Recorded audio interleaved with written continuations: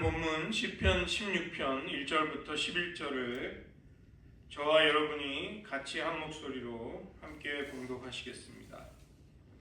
하나님이여 나를 지켜주소서. 내가 주께 피하나이다. 내가 여호와께 아뢰되 주는 나의 주님이시오니 주 밖에는 나의 복이 없다 하였나이다.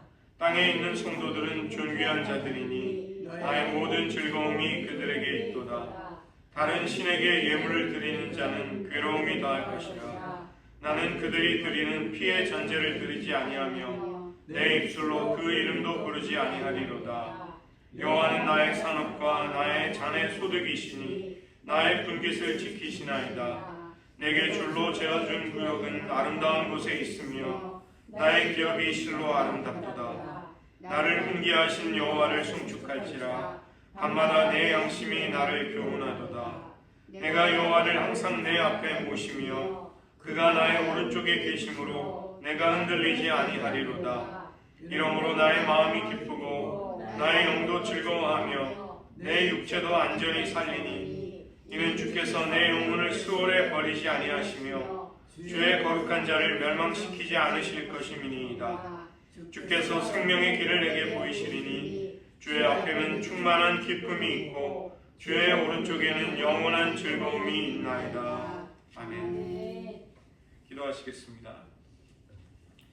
하나님이 우리의 영원한 분깃과 소망이 되시고 우리의 삶의 최고의 선이 되심을 저희들 깊이 확신하고 깨달으면서 그로 인해 우리들의 마음이 주님께로 확정되고 주님을 기쁨으로 추구하고 쫓을 수 있도록 그 거룩한 믿음의 여정으로 우리들을 계속해서 인도하여 주시옵소서. 모든 말씀 예수님의 이름으로 기도드립니다. 아멘. 저희들 경건의 영성에 대해서 나누고 있는데 경건의 영성의 가장 큰 특징은 하나님을 뜨겁게 사랑하고 주님을 닮아가고자 하는 열망의 그 특징이 있다고 말씀드렸습니다. 우리가 하나님을 가장 사랑하고 모든 것에 앞서서 하나님을 사랑하기 위해서는 결정적인 것이 필요합니다. 하나님이 정말로 그럴 만한 분이시다. 이게 깨달아져야 우리는 그게 확실하다면 우리는 굉장히 쉽게 그런 삶을 살 수 있고 그게 트릿하거나 잘 보이지 않는 사람은 하나님을 최고로 사랑하려고 해도 그게 잘 되지 않는 것입니다. 저희 그 다음에 패러다임 영성도 같이 나누었는데 패러다임이라는 건 우리가 세상을 인식하는 새로운 패러다임, 새로운 사고와 이해의 틀을 얻게 되는 것이죠. 우리는 두 주인을 섬길 수 없는 사람입니다. 그러나 문제는 우리 마음이, 우리의 중심이 이 땅의 한시적인 것에 쏠릴 것인가 아니면 영원한 것을 향할 것인가 우리가 어떤 패러다임을 가지고 세상의 모든 것들을 인식하는가 이런 문제가 기독교 신앙에는 있다는 것이죠. 만약에 우리의 마음의 중심이 이 땅의 것, 영원하지 않은 것들에 쏠려 있다면 하나님을 뜨겁게 사랑하는 것이 굉장히 어렵게 됩니다. 그리스도가 우리의 삶의 중심에 있지 않게 되면 세상의 염려와 재리의 유혹과 기타 욕심이 들어와서 우리의 영적인 성장을 막아버릴 것을 예수님이 씨 뿌리는 자의 비유에서 이미 말씀해 주신 것이죠. 우리 마음의 중심이 영원한 것에 있으면 우리는 하나님이 우리에게 주시는 온갖 좋은 선물 또 어떤 종류의 피조물보다도 더 그리스도를 사랑하게 되고 그때 비로소 하나님이 우리를 지으신 그 아름다운 창조와 구속의 목적이 우리의 삶에서 이제 이루어지게 되는 것이죠. 그런데 우리의 문제는 이 세상이 너무나도 많은 부분에서 우리의 삶에 연결되어 있고 우리가 늘 그것들을 접하면서 살아가는데 우리의 어려움이 있는 것이죠. 세상은 눈에 보이고 만질 수 있고 텐저블한 것, 실체가 있는 것처럼 그렇게 보이는 것입니다. 굉장히 흥미롭고 언제나 떠들썩하고 우리의 이목을 사로잡으려고 하는 것이죠. 그러나 세상을 사랑한다면 하나님의 사랑이 너희 안에 거하지 못한다. 이렇게 사도 요한이 말씀하는 것입니다. 눈으로 보고 걸어가고 선택하고 행하는 것은 쉽습니다. 눈에 보인다는 것이 우리에게 안정감을 주기 때문이죠. 그러나 바라는 것의 실상이고 보지 못하는 것의 증거인 믿음, 이 믿음을 따라 행한다는 것은 보이지 않는 세계를 걸어가고 선택하는 것입니다. 그리고 더구나 믿음의 선택을 하려면 무언가 고통스러운 포기, 무언가를 부인해야 하는 어려운 싸움이 우리들의 믿음에 있게 되는 것입니다. 포기를 하지 못하게 되면 하나님이 우리의 삶에서 인생에서 마땅히 차지하셔야 할 자리에 무언가 다른 것이 그 자리를 차지하게 됩니다. 하나님과의 관계는 그분 자신을, 하나님 그분을 구한다기보다는 우리가 그분으로부터 무엇을 얻는가에 굉장히 쏠리고 영향을 받는 이런 삶이 되는 것이죠. 그렇게 될 때 주님과의 관계는 진실한 우정이라기보다는 자꾸만 거래 혹은 고용관계, 채무관계 이런 쪽으로 변질되기가 쉬운 것입니다.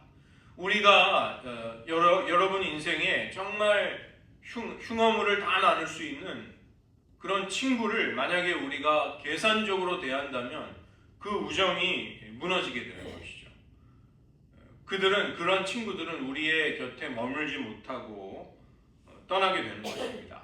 그러나 놀랍게도 우리가 사실 예수님을 그렇게 충만한 사랑과 온전함으로 대하지 못함에도 불구하고 주님은 인내와 사랑으로 우리를 버리지 않고 우리를 외면하지 않고 결국은 우리를 그분의 사랑으로 사로잡아 이끌어가고 계시는 것이죠. 수십 년이 걸리는 한이 있더라도 하나님의 뜻을 찾는 사람들로 우리를 변화시키기 위해 하나님은 역사하시는 것입니다. 주님 없이 우리의 삶에 인생이 참 공허하구나, 정말로 아무것도 아니구나, 이것을 깨닫게 하심으로써 주님만을 붙들게 하시는 것이죠. 우리가 하나님 대신에 붙잡고 있는 그 집착, 애착의 손을 점차 놓을 수 있도록, 포기할 수 있도록 하나님은 쉽지 않은 과정을 우리 앞에 펼쳐놓으시는 것입니다. 그래서 우리의 삶에 시련이 있게 되고 우리의 열정과 야망이 하나님께로 향하지 않을 때 그것이 죽게 되는, 그것이 죽어야 하는 고통스러운 것이 우리의 삶에 있는 것이죠. 그러나 문제는 우리의 포기가 끝이 없는 것입니다. 우리가 조금 순종했다고 하지만 뒤돌아서면 또 새로운 집착과 애착, 염려가 우리를 사로잡습니다. 무언가가 우리를 또 혼란스럽게 하는 것이죠. 에이저 윌슨 토저 목사님, 미국의 선지자라는 별명을 가진 그분이 The Pursuit of God, 하나님을 추구함이라는 고전을 썼는데 그분의 기도문이 거기 있습니다. 하나님, 저는 당신을 알고 싶습니다. 그렇지만 저의 겁먹은 마음은 사소한 것들을 포기하는 것을 두려워하고 있습니다. 내면의 피 흘림이 없이는 그것들과 결별할 수 없고 저는 당신께 그 결별의 두려움을 숨기고 싶지 않습니다. 떨면서 왔지만 여기까지 오기는 했습니다. 오 주님, 제가 오랫동안 소중히 품어왔고 제 자신의 중요한 부분이 되어버린 모든 것들을 제 마음으로부터 뿌리 뽑아 주시옵소서. 그리하여 당신이 방해받지 않고 그곳에 오사 거하게 되시기를 원합니다. 그 자리가 당신의 영광으로 가득하게 하소서. 저의 마음은 그곳을 비칠 태양이 필요치 않습니다. 왜냐하면 당신이 그곳에 빛이 되시기 때문입니다. 그곳에 영원토록 밤이 없을 것입니다. 예수님의 이름으로 기도합니다. 아멘. 이것이 이제 이분의 기도문입니다. 포기한다는 것은 마음의 자세인 것이죠. 우리가 물질적인 빈곤도 큰 문제가 되지만 영적으로 빈곤한 것이야말로 굉장히 중대하고 큰 문제라는 것을 이해할 때 우리는 포기할 수 있는 것입니다. 무엇을 소유하고자 하는 권리를 포기하는 것도 포기이지만 우리가 소유하고 있는 것들이 우리를 지배하지 못하도록 아무리 소중한 것이라도 우리가 그것을 붙들고 있는 힘을 느슨하게 할 줄 아는 법, 이걸 배우는 것이 포기하는 것이죠. 우리 인생의 소중한 가치들, 잃어버리지 말아야 할 것들이 많이 있습니다. 그러나 그것조차도 너무 꽉 붙들지 말고 느슨하게 붙잡고 가는 법을 배우는 것입니다. 이것은 열심히 성실히 살지 말자 그런 명분을 준다는 것이 아니라 아무리 소중하고 우리가 또 애착을 가지는 것이라 할지라도 하나님이 언제나 모든 것에서 늘 더 중요하고 더 우선순위에 계시는 그러한 삶을 살아야 하는 것이죠. 당신만을 열망하게 하소서. 그 결과 제가 세상에서 모르는 바 되고 저의 이름이 한낱 꿈으로 잊혀진다 하더라도 그렇게 해주십시오. 이게 그분의 기도입니다. 우리가 세상이 사랑해달라는 것들로부터 우리가 얻는 기쁨이 줄어들면 줄어들수록 하나님께 더 쉽게 가까이 갈 수 있게 됩니다. 반대로 예수님과 연합할수록 세상의 이끌림과 유혹으로부터 우리는 조금 더 멀리 우리를 떨어뜨릴 수 있게 되는 것이죠. 그리스도를 소유하게 되면 사실은 우리가 모든 것을 가지게 됩니다. 사도 바울이 고린도전서 3장 21절부터 23절에서 하신 말씀입니다. 그리스도 안에서 모든 것은 우리에게 속하고 우리는 그분에게 속하고 그분은 그리스도는 하나님께 속하신다. 이렇게 말씀하고 있는 것이죠. 그래서 우리는 어떤 대상을 사랑하는 대신에 모든 것 안에 계시는 하나님을 사랑하는 법을 이제 자꾸만 배워가는 것입니다. 우리는 무언가를 사랑하는데 시간이 지날수록 우리의 믿음이 순전하고 깊어질수록 모든 것 가운데 계신 하나님을 볼 수 있게 되고 그런 하나님을 이제 사랑할 수 있게 되는 거죠. 피조물을 통해서도 결국은 하나님을 사랑하기를 우리는 배우게 됩니다. 하나님이 하신 일을 통해 우리는 그 일을 행하시고 완성해 가시는 하나님을 사모하게 되는 것이죠. 그래서 하나님이 창조하신 것들이 우리의 사랑을 사로잡지 못하도록 그렇게 해야 합니다. 이것은 우리가 하나님을 잃어버리지 않기 위함인 것이죠. 그러나 아름답고 탁월하고 우리의 마음을 사로잡는 피조물의 영광, 그것들이 우리를 사실은 미혹합니다.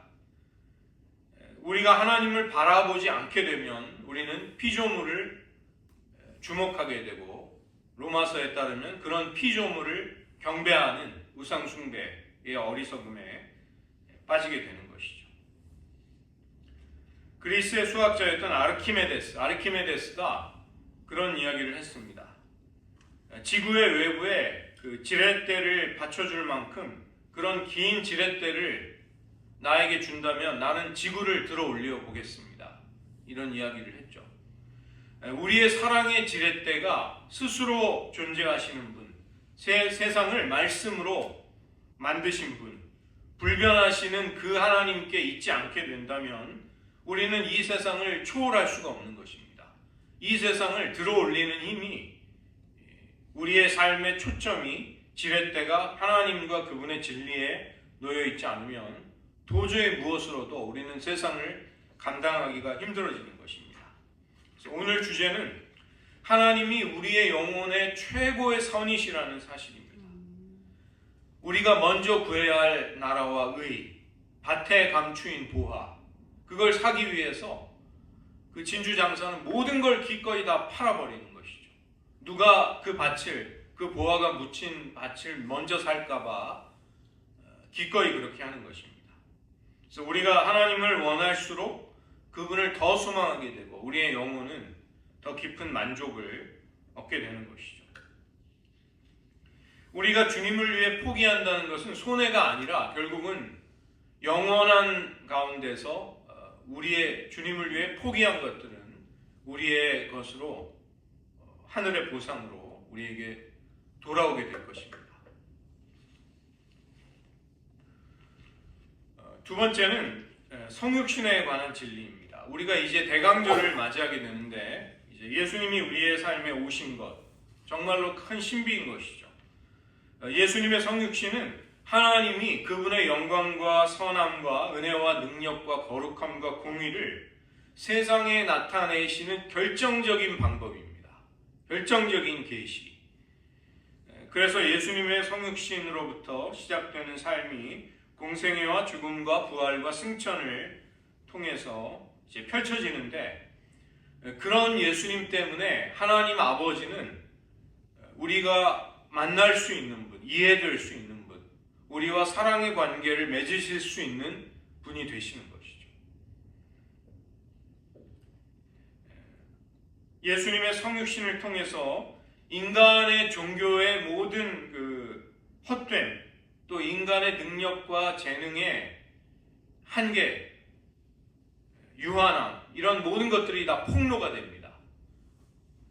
하나님이 우리와 함께 하신다. 임마누엘이죠. 임마누엘을 통해서 휘장 가운데로 열어놓은 산 길, 새롭고 산 길을 하나님은 우리에게 여셨습니다.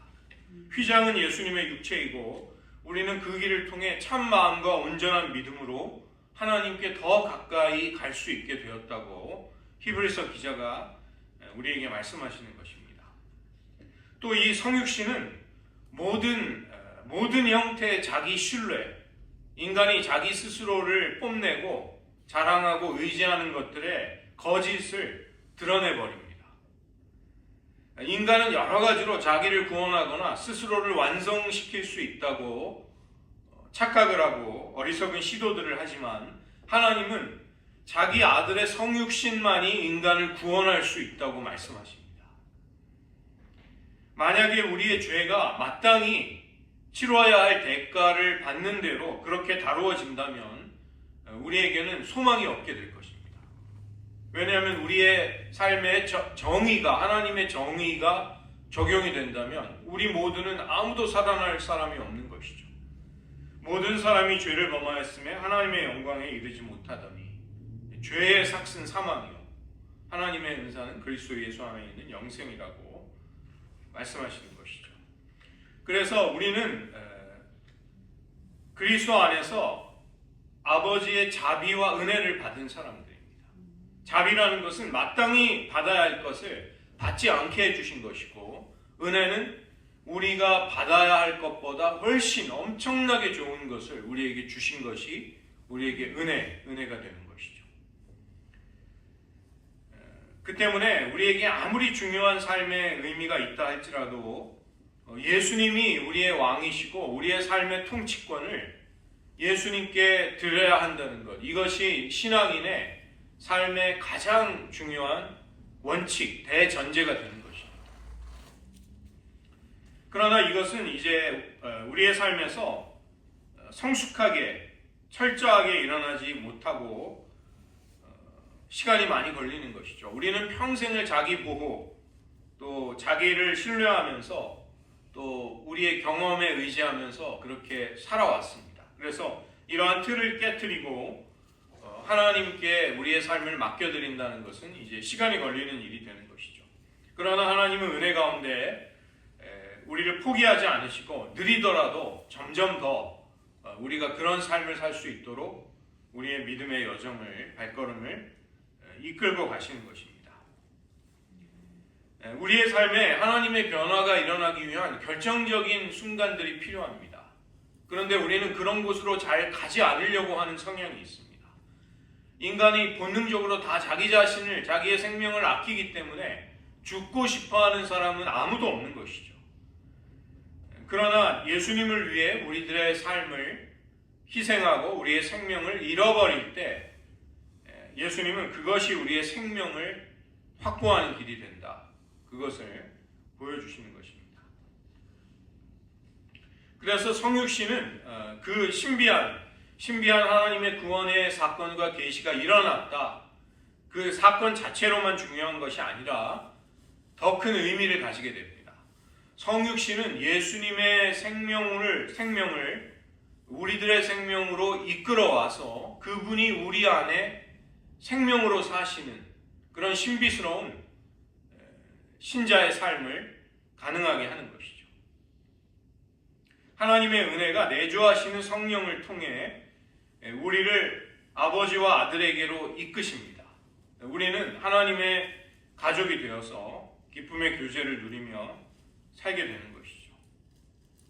그러나 우리는 그런 하나님의 풍성한 사랑을 신뢰하고 의지하기보다는 자꾸만 우리들의 계산을 의존하려는 마음을 버리기가 참 쉽지 않습니다.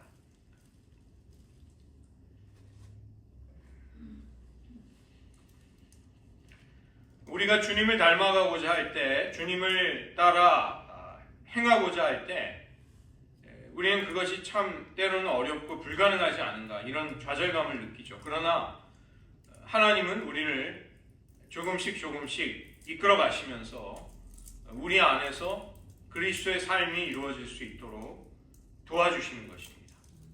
단순히 도와주시는 것이 아니라 예수님이 우리 안에 생명이 되셔서 이제 그런 삶을 살도록 도와주시는 것이죠.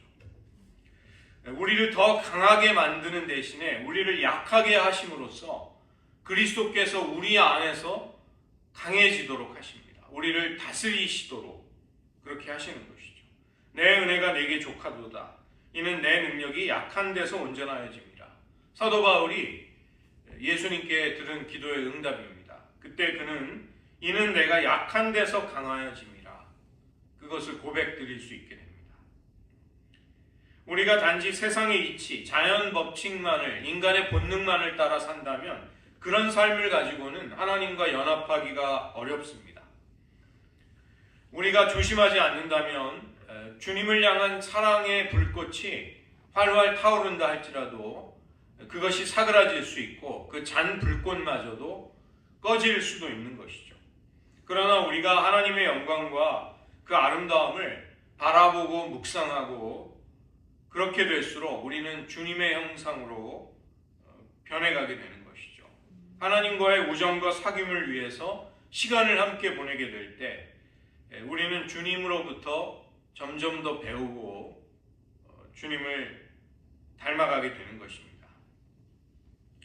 예수님은 요한복음 15장 8절에서 하나님을 영화롭게 하는 것은 열매를 맺는 것이다 이렇게 말씀하십니다. 너희가 과실을 많이 맺으면 내 아버지께서 영광을 받으실 것이요 너희는 내 제자가 되리라. 그렇다면 열매를 맺기 위한 열쇠는 무엇인가? 예수님 안에 거하는 것이다.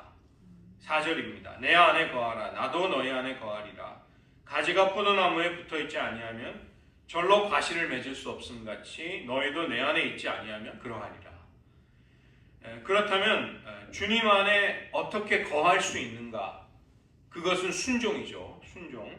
내가 아버지의 계명을 지켜 그의 사랑 안에 거하는 것 같이 너희도 내 계명을 지키면 내 사랑 안에 거하리라. 그래서 이것을 예수님이 차근차근 말씀해 주십니다. 그 다음에 순종의 열매는 주님을 사랑하는 것이고 주님을 사랑하기 위해서는 결정적으로 주님을 알아야 하는 것이죠. 15절입니다. 이제부터는 너희를 종이라 하지 아니하리니 종은 주인의 하는 것을 알지 못함이라. 너희를 친구라 하였노니 내가 내 아버지께 들은 것을 다 너희에게 알게 하였습니다. 우리가 주님과 우정을 나누고 주님이 어떠한 분이신지를 알게 되면 그것은 주님을 사랑할 수 있는 능력이 됩니다. 주님을 사랑하면 주님의 계명을 지키며 순종함으로써 주님 안에 거할 수 있게 되고 주님 안에 거하면 열매를 맺는 삶이 아버지께 영광을 돌리는 삶이 우리들에게서 이루어지는 것이죠. 그래서 경건의 영성의 가장 중요한 핵심은 주님과의 교제에 힘쓰는 것입니다. 주님의 임재 앞에 기회가 되는 대로 자주 친근히 그분을 사랑하는 마음으로 나아가기를 힘쓰는 것입니다. 예수님을 더 많이 찾고 더 많이 경험하고 우리 자신을 그분께로 더 몰두할 수 있다면, 집중할 수 있다면 주님의 형상을 우리는 어느샌가 조금씩 닮아가게 되는 것이죠. 그리스도를 향한 열정을 어떻게 키워갈 수 있는가? 먼저는 우리의 그 열정을 꺼트리고 우리 안에 있는 사랑의 불꽃을 자꾸만 방해하는 것들이 있습니다. 경건의 영성이라는 것은 마치 좋은 밭에 심어서 정성 들여 가꿀 때 아름다운 열매를 맺을 수 있는 포도나무와 같은 것이죠. 이것은 잘 가꾸지 않게 된다면 말라버려서 열매를 맺지 못하게 됩니다. 그래서 자연의 세계에도 식물이 잘 자라기 위해서는 이제 거기에 합당한 전략이 필요하죠. 또 회방꾼들이 있습니다. 첫 번째는 불순종인데, 우리의 삶에 무언가 하나님의 뜻을 계속 지속적으로 불순종하는 것을 남겨두게 되면 영적인 열정이 우리 애들에게서 점점 식어지게 됩니다. 큰 죄가 아니라도 그런 것이죠. 그래서 우리는 겸손히 하나님, 제 삶에 정말 하나님이 기뻐하시지 않는 그런 것들이 있습니까? 보여주십시오. 제가 솔직하게 하나님 앞에 저를 내놓기를 원합니다. 이렇게 기도하고 또 그런 하나님을 의지하면 도움이 됩니다. 하나님이 우리의 죄와 우리의 뭔가 더러운 것들, 정결하지 못한 것들을 드러내시면 그리스도의 피를 의지해서 우리는 즉시 그것들을 용서받고 처리하려는 태도로 그렇게 살아야 하는 것이죠. 그 다음에 자기 만족에 빠질 때 우리는 거룩한 소망과 열망을 잃어버리게 되면 게으름과 무관심과 나태, 권태라는 죄에 굴복당하게 됩니다. 수도사들이 이 나태라는, 나중에 이제 저희들 그 세븐 데들리 신, 그것도 좀 나누기를 원하는데 7가지의 치명적인 죄들, 그 가운데 나태, 우울과 결합이 되어 있는 나태를 수도사들은 아케이디아라고 불렀습니다. 아케이디아, 영어로 아케이디아. 근데 이 나태를 나태의 별명이 있는데 정오의 악마, 정오의 살인자. 이제 수도사들이 하나님을 위해서 사막에 가서 기도를 하다가 너무 지루하고 너무 권태에 빠지면은 그 하나님을 향한 영적인 믿음의 여정을 그냥 때려치우고 싶다는 유혹이 생긴다는 거예요. 그래서 이 아케디아를 정오의 악마라고, 정오의 살인자라고 불렀습니다. 그래서 우리는 하나님을 향한 굶주림과 목마름을 주님 주십시오. 그런 기도가 있어야 하는 것이죠. 그 다음에 믿음의 훈련이 우리들의 삶에서 사라지게 되면 열정 역시 사라지게 됩니다. 그래서 지속적인 훈련이 우리 안에 하나님을 향한 사랑을 늘 타오르게 하는 것이죠. 역대하 14장부터 16장까지 보시면 유다의 아사왕 이야기가 나오는데, 이제 안타까운 것은 그런 왕들이 있습니다. 완전히 악한 왕은 아니고 그래도 하나님을 경외하는데 인생을 처음에는 굉장히 좀 아름다웠고 긍정적인 모습으로 시작을 하는데 마지막에 가서 인생이 이렇게 안 좋게 끝나버립니다. 그러니까 마무리가 이제 어설프게 되는 것이죠. 우리에게서 영적인 훈련들이, 경건의 훈련들이 메마르기 시작하면 영적인 열심 역시 식어지게 되는 것입니다. 그 다음에 형식적인 복종을 할 때 예수님을 사랑하는 것보다 규칙이나 규범, 도덕적인 행동이냐 아니냐, 의무를 행하는 거냐 아니냐, 이런 것들에 관심을 갖게 되면 내면의 감동이 빠져버린 형식적인 복종은 온 마음을 다해서 하나님을 사랑하라는 하나님의 요구와는 큰 차이가 있는 것이죠. 그게 아무리 종교적인 모습처럼 보여도 그것은 예수님을 사랑하는 사랑의 온도는 사실은 차갑게 식어버린 것입니다. 그 다음에 그리스도 그분을 사랑해야 하는데 어떤 진리, 어떤 배움, 이런 것들을 또 추구하고 그런 것들을 사랑할 수도 있습니다. 세계적인 칼빈 신학자, 프랑스 스트라스부르크에 있는, 근데 그 사람이 1년에 2번 교회 가는 사람이에요. 근데 전 세계에서 손꼽히는 칼빈 신학자예요. 칼빈을 전공하려면 그 사람한테 그 박사 논문 지도받고 싶어하는 사람이 줄을 섰는데, 한국의 그 이수영 교수님, 예전에 세문학교에 담임하셨던 그분이 그 이야기를 하시더라고요. 자기 스승이었는데 자기가 보니까 1년에 2번 교회 가더라. 성탄절에인가 한 번 가고 자기 손녀딸이 견진성사 받을 때 한 번 가더라. 그러니까 이게 도대체 뭡니까 이게. 근데 그 칼빈의 신학은 기가 막히게 탁월하게 연구하는 그런 신학자인 것이죠.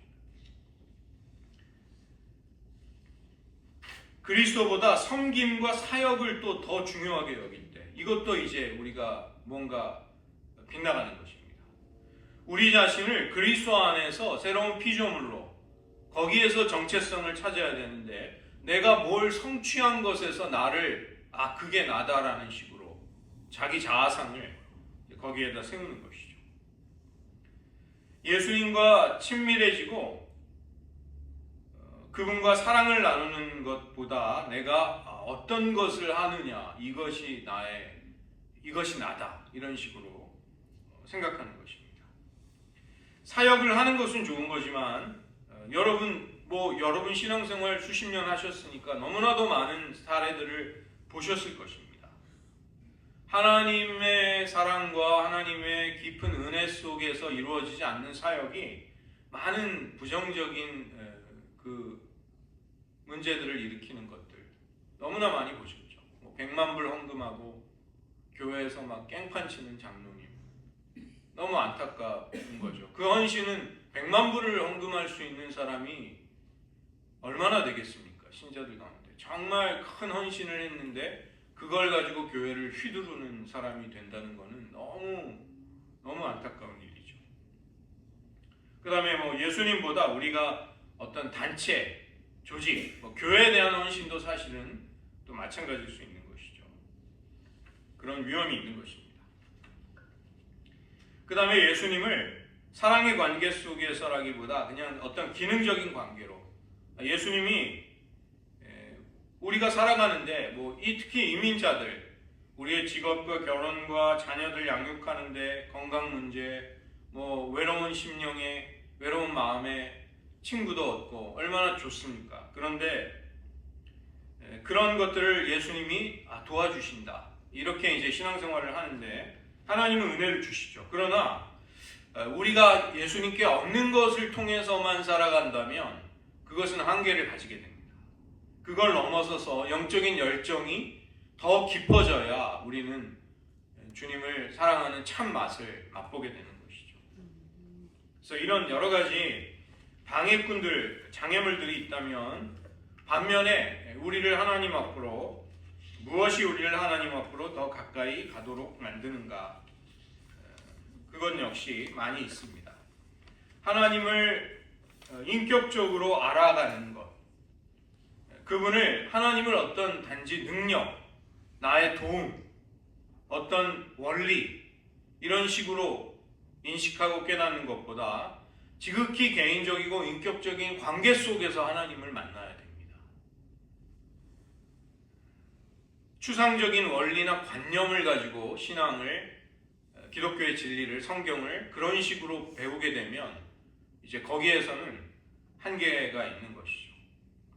성경과 신학과 목회, 교회, 이건 다 그 자체로는 선한 것들이지만 그것이 예수님을 향한 사랑, 사랑 자체를 자칫하면 대체할 위험도 있는 것입니다.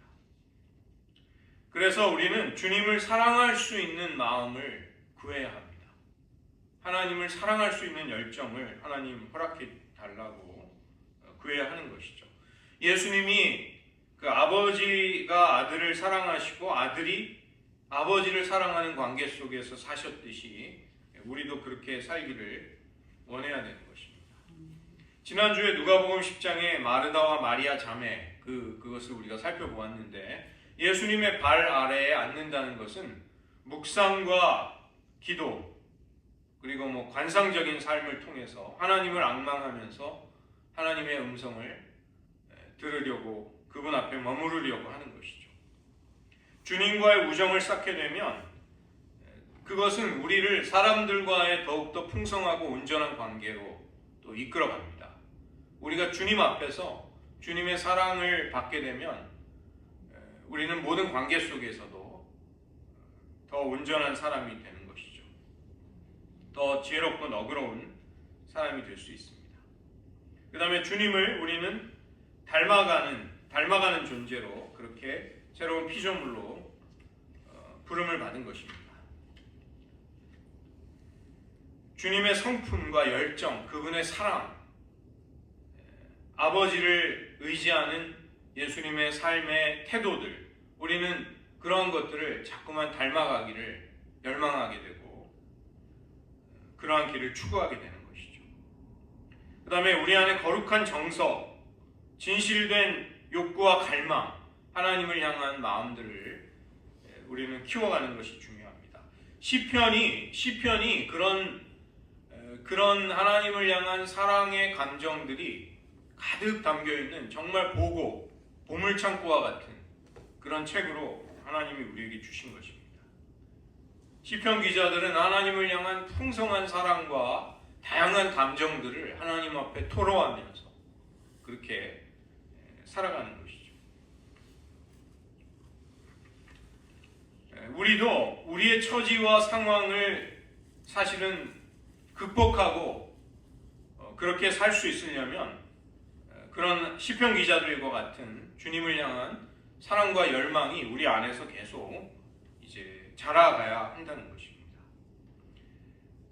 그 다음에 하나님의 선하심에 대한 감사, 이것이 우리의 열정을 또 키울 수 있는 것이죠. 이제 제 아내가 이제 불평을 쏟아내면 제가 하는 말이 있습니다. 당신은 젊은 시절에 그 하나님의 치유를 받지 않았냐? 지금 사는 건 덤으로 여분의 삶을 사는 것 아니냐? 이제 그렇게 좀 제가 설득을 합니다. 항상 통하는 건 아닌데 그래도 많은 경우 통합니다. 왜냐하면 실제 그런 기적적인 치유를 경험했거든요. 우리가 해야 될 중요한 기도는 하나님이 우리에게 저에게 베풀어 주신 하나님의 사랑이 얼마나 경이롭고 놀라운지 그걸 잊지 않게 해주십시오. 제 마음이 둔감해지고 어느새 그것을 잃어버렸다면 하나님 다시 그 경이로움을 불러일으켜 주십시오. 하나님의 사랑에 정말 놀라워할 수 있는, 감탄할 수 있는 마음을 주십시오. 그 기도가 정말 중요한 기도라는 생각이 듭니다. 그 다음에 우리의 의도를 집중해야 한다. 이것은 우리가 가장 원하고 소망하는 것이 무엇인가인 것이죠. 우리가 하나님을 사랑하고 그분을 알아가기를 소망할 때 하나님은 기뻐하십니다. 그리고 우리를 인도해 가시는 것이죠. 그런데 여기 이제 어려운 문제가 있습니다. 하나님이 우리를 깨트리시는 때도 있어요. 우리의 표면적이고 거짓된 자아를 때로는 깨트리셔서 거기에서 하나님을 향한 깊은 사랑의 믿음을 또 여정을 우리에게 인도하시는 것입니다. 어떤 사람도 자기 자아가 깨지고 자기 의지가 꺾이는 것을 환영하거나 좋아할 수 있는 사람은 없어요. 모든 사람은 그걸 혐오하고 죽기보다 싫어합니다. 그러나 때로 하나님은 우리를 사랑하시기 때문에 우리의 자아를 포기하거나 깨트리시는 고통스러운 과정 속에서도 우리를 온전케 하시기도 합니다. 그런 일들, 그런 사건이 우리들에게도 사실 찾아오기도 하는 것이죠. 배단위 나병 환자 시몬의 집에서 식사하시던 예수님께 값비싼 나드 향유, 그 옥합을 깨트려서 부은 여인의 헌신이 나옵니다. 그 향유는 겉껍질이 설화석고로 밀봉이 되어 있어서 그 석고를 깨트려야 향유가 흘러나올 수 있는 것이죠. 우리의 자아가 하나님의 은혜와 하나님의 사랑 속에서 정말 분출되고 흘러나오기 위해서 하나님은 우리의 자아의 굳고 강팍한 부분을 깨트리실 필요가 있습니다. 이것은 우리의 죄성만을 가리키는 게 아니에요. 하나님이 우리의 죄성만을 친다는 것이 아니라 어쩌면 우리의 가장 선한 의도, 하나님을 향해 헌신하고 싶은 마음, 하나님을 위해 우리가 세운 계획과 소망마저도 하나님이 산산조각 내실 때가 있습니다. 그렇게 할 때 그리스도의 향기가 퍼져나가고 우리의 내면의 속사람이 성령과 함께 움직이는 사람이 되도록 하기 위해서 하나님은 그렇게 하시는 것이죠. 자아를 포기시키는 깨어짐의 고통, 이것은 십자가의 자리가 되는 것입니다. 우리는 때로는 그런 자리로 이끌림을 받기도 하는 것이죠. 그리고 사람을 감동시키려는 것보다 하나님을 기쁘시게 해드리기를 또 우리는 소망할 때 믿음의 도움이 됩니다. 사실 우리 안에도 이제 사람의 칭찬과 영광과 존귀를, 명예를 바라는 또 마음이 있습니다.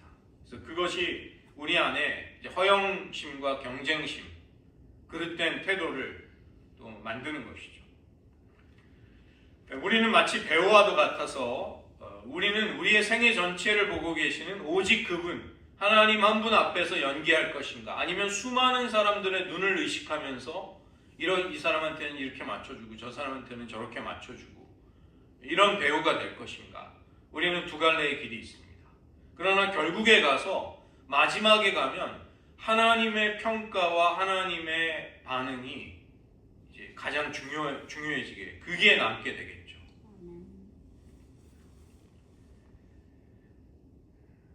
하나님이 우리를 얼마나 사랑하시고 귀하게 여기시는지를 우리가 깨달아 갈수록 우리는 그분을 사랑할 수 있게 됩니다. 다윗이 하나님을 나의 기쁨이라고 불렀고, 시편 119편 기자가 여호와는 나의 분길이시라, 이런 호칭과 명칭들은 그들이 이제 하나님과 가지게 된 관계 속에서 나오는 호칭들이었어요. 그래서 우리도 하나님을 어떤 나에게 내 생애 속에 찾아오신 그 하나님의 어떤 이름을 부르는 것입니다. 자주 부르는 것이죠. 이것은 하나님을 찾는 방법이 됩니다. 그 다음에 믿음 안에서 우리의 일상생활에서 늘 우리는 하나님을 신뢰하는 법을 계속 배울 필요가 있습니다. 그래서 주님의 능력으로 살아가는 법을 이제 배우게 되는 것이죠. 오늘 시편 16편이 바로 하나님을 최고의 선으로, 최고의 복으로 누리는 시편 기자의 다윗의 그 고백이 나옵니다. 하나님이여 나를 보호하소서. 내가 주께 피하였나이다. 이 다윗이 이스라엘 땅에서 쫓겨나서 사울과 그 사울의 신하들을 피해서 그 개의 등짝에 붙어있는 벼룩처럼 마치 도망다니는 그런 어려운 시절에 이 시편 16편을 썼습니다. 그 대적들이 어떻게 이제 다윗에게 도전을 했냐면, 너는 가서 다른 신들을 섬겨라. 사무엘상 26장 19절에 보면 너는 우리 이스라엘 땅에 남지 말고 너는 가서 다른 신들을 그냥 섬겨라. 이렇게 다윗을 저주하고 자포자기하도록 다윗을 낙담시켰던 것이죠. 그때 다윗은 주님께만 전심으로 헌신하겠습니다. 저는 하나님을 대적하고 반대하는 모든 것들을 제 생애에서 철저히 거절하겠습니다. 이것을 고백하고 있는 것입니다. 그리스도께 삶을 바친 우리들 역시 다윗처럼 어떤 의미에서는 도망자들이라고 할 수 있습니다. 세상은 돈과 섹스와 권력이라는 신들, 우상들을 통해 우리를 계속 유혹하는 것이죠. 하나님을 버려라. 우리의 마음을 빼앗으려는 세상으로부터 우리 영혼의 피난처이신 예수님께로 우리는 도망친 사람들입니다. 그래서 다윗처럼 우리도 우리의 삶의 안전과 만족을 하나님 안에서 찾으려는 태도를 우리는 배우고 또 키워나가야만 하는 것이죠. 주님 안에서 안식을 얻고 그분이 우리의 가장 좋은 복이라는 것을, 최고의 선이라는 것을 인정하는 것입니다. 2절에 보시면 내가 여호와께 아뢰되 주는 나의 주시오니 주 밖에는 나의 복이 없다 하였나이다. 다윗이 지금 철저히 고난받는 상황 속에서 주님만이 저의 복이십니다. 주님이 저의 최고의 선이십니다. 저는 주님 한 분으로 만족합니다. 이것을 계속 고난 속에서 고백하고 찬양 드리고 기도하고 되뇌이면서 그는 살아갔던 것이죠. 3절을 보면 다윗은 성도들과의 관계를 흠모하였습니다. 그 다음에 4절에 보면 다른 신에게 예물을 드리는 자는 괴로움을 당할 것이다. 그러나 나는 하나님께 소망과 의뢰를 두고 있다. 내가 누리는 복은 다른 신들을 섬기는 자가 마지막에 괴로움을 당할 운명과 철저하게 다른 길이다. 이것을 다윗은 고백합니다. 여호와는 나의 산업과 나의 잔의 소득이시니 나의 분깃을 지키시나이다. 내게 줄로 재어준 구역은 아름다운 곳에 있으며 나의 기업이 실로 아름답도다. 저희 지난번에 주일날도 나누었지만 이스라엘 지파들에게 땅을 나눠줄 때 레위 지파 제사장들은 땅을 받지 않았습니다. 받지 못한 거죠. 민수기 18장 20절에 여호와께서 또 아론에게 이르시되 너는 이스라엘 자손의 땅의 기업도 없겠고 그들 중에 아무 분깃도 없을 것이나 나는 이스라엘 자손 중에 내 분깃이요 내 기업이라.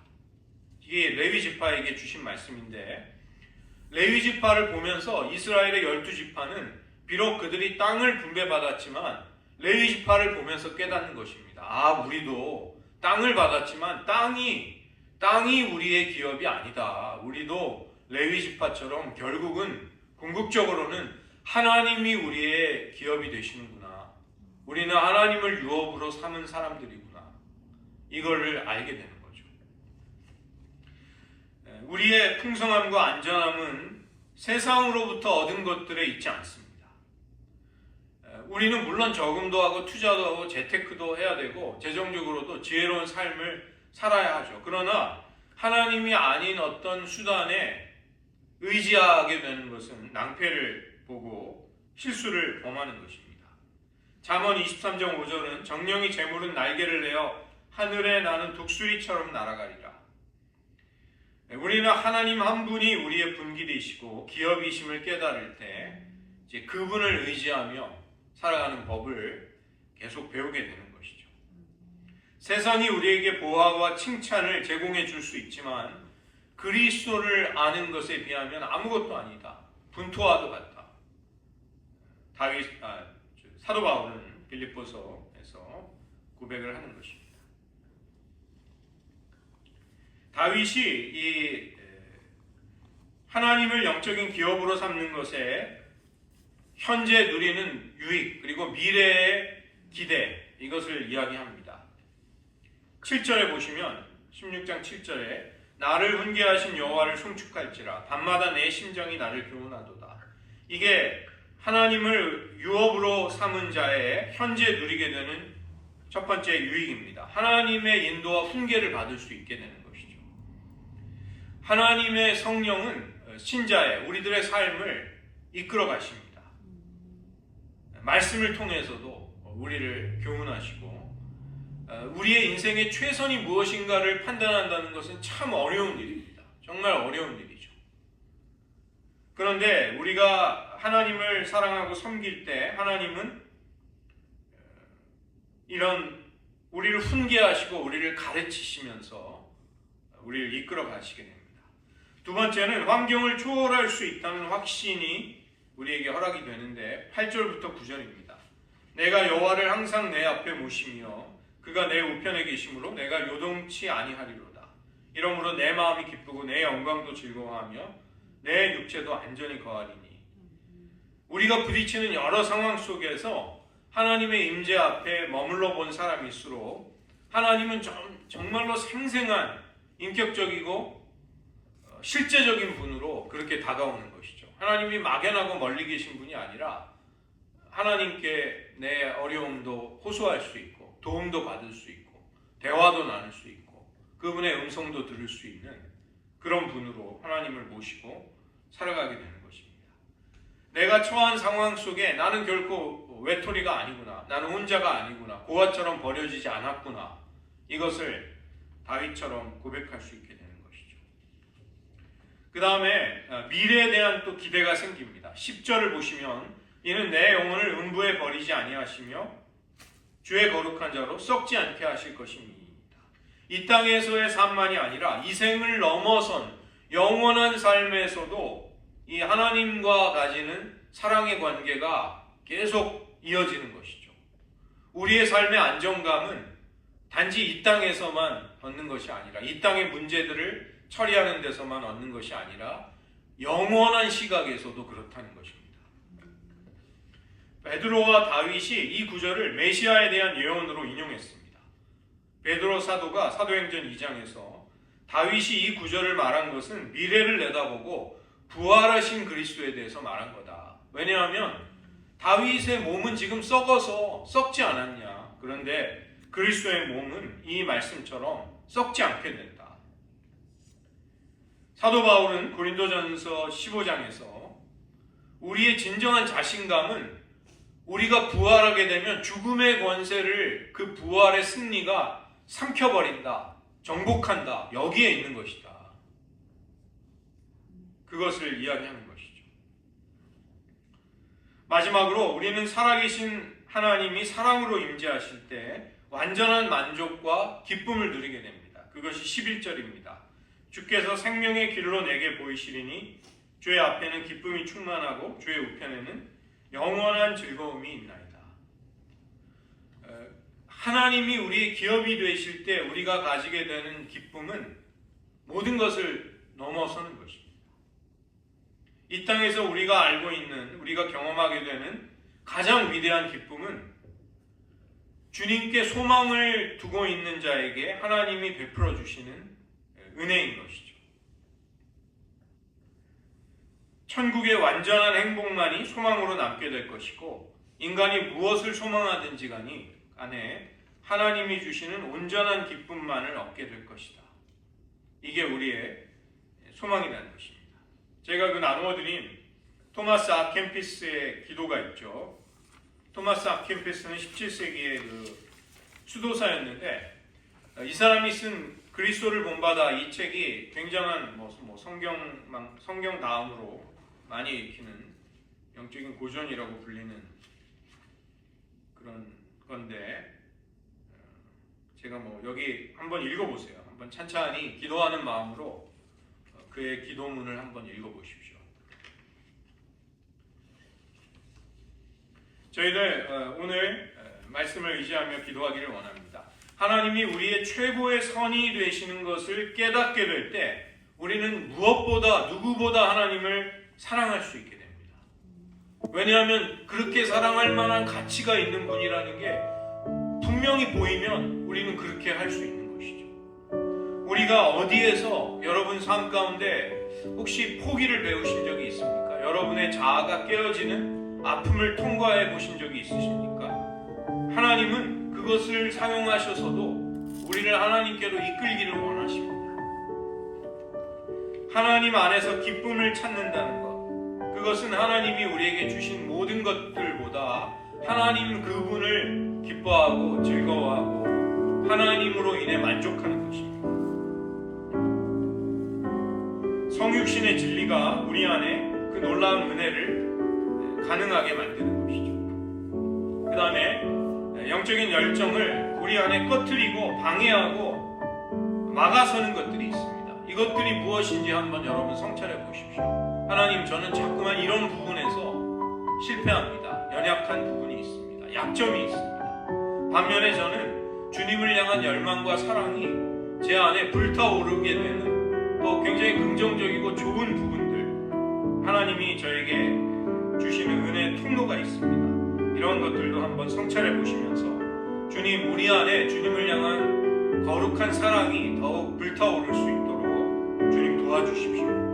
혹시라도 여러분 가운데 지금 하나님이 그 자아를 깨트리시는 고통스러운 과정을 통과하고 있다면 그 마지막에 소망이 있음을 확신하면서 감사드리기 원합니다. 하나님은 결국 하나님 자신에게로 우리를 이끄실 것입니다. 하나님만이 나의 복이 되신다는 다윗의 고백이 저의 고백이기도 합니다.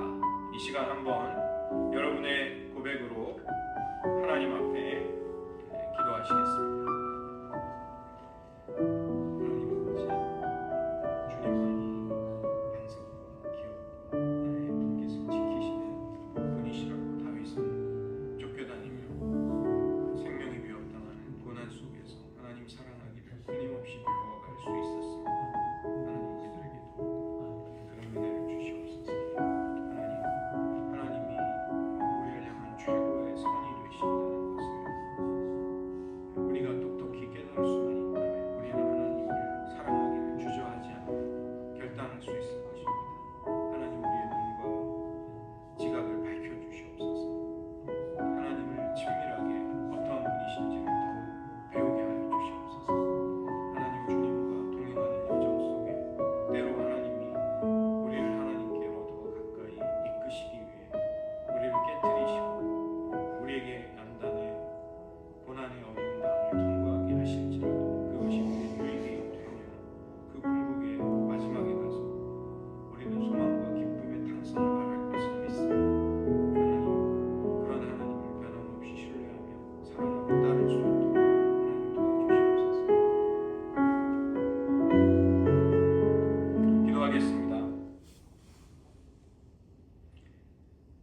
다윗과 같이 우리도 주님만이 이 땅에서 그리고 하늘에서도 우리가 사모하고 의지할 분이 주님밖에는 없음을 고백드립니다. 하나님이 우리의 최고의 선이 되시고 우리의 분깃과 우리의 유업과 기업이 되심을 확신할 때 그것을 분명히 볼수록 우리는 더욱 쉽게 하나님을 사랑할 수 있을 것입니다. 하나님 우리의 열정과 하나님을 향한 사랑을 자꾸만 흐트러뜨리고 꺼트리는 부정적인 악한 일들이 있습니다. 우리가 자꾸 실패하고 넘어지는 연약한 부분들이 있습니다. 하나님 우리를 긍휼히 여겨주셔서 그러한 실패로부터 잘못으로부터 반복되는 악습으로부터 빠져나올 수 있는 은혜를 주시고 우리 안에 하나님을 향한 거룩한 사랑의 불꽃을 그 열망을 더욱더 키워갈 수 있는 은혜를 부어주셔서 우리의 믿음이 하나님 안에 기쁨과 충만한 삶으로 계속해서 나아갈 수 있도록 도와주시옵소서.